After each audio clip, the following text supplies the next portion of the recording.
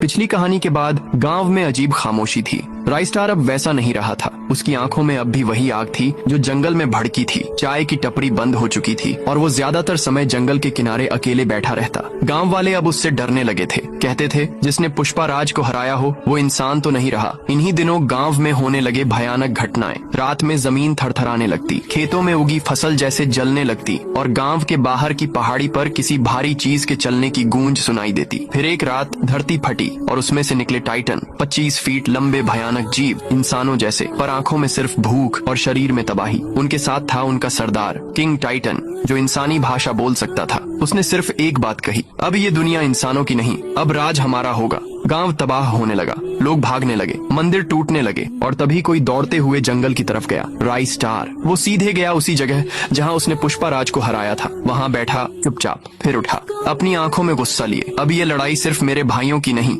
ये लड़ाई पूरे गांव की है। वो गांव लौटता है, लेकिन अब उसके हाथ में कुल्हाड़ी है, वही जो उसने पुष्पाराज से ली थी। जंगल की मिट्टी से लिपटी पुरानी लेकिन भारी टाइटन गांव पर चढ़ाई करते हैं। राइस्टार अकेला खड़ा होता है गांव के दरवाजे पर। टाइटन दहाड़ता है, क्या करेगा अकेला? राइस्टार जवाब देता है, जंगल ने मुझे अकेला भेजा है, पर याद रखना जंगल कभी हारता नहीं, जंग शुरू होती है। राइस्टार छाया बनकर दौड़ता है। टाइटनों का खून गर्म है, लेकिन राइस्टार का बदला उससे ज्यादा गर्म। किंग टाइटन से आमना सामना होता है। वो कहता है, पुष्पा राज गया, अब तू भी जाएगा। राइस्टार बोलता है, मैं पुष्पा नहीं हूँ, मैं उसका अंत हूँ। भीषण लड़ाई होती है, पेड़ टूटते हैं, आग लगती है और जब धुआं छंटता है सिर्फ राइस्टार खड़ा होता है, खून से लथपथ पर जिंदा। किंग टाइटन वहीं पड़ा है, मरा हुआ। राइस्टार फिर गांव नहीं लौटता, वो जंगल के अंदर खो जाता है।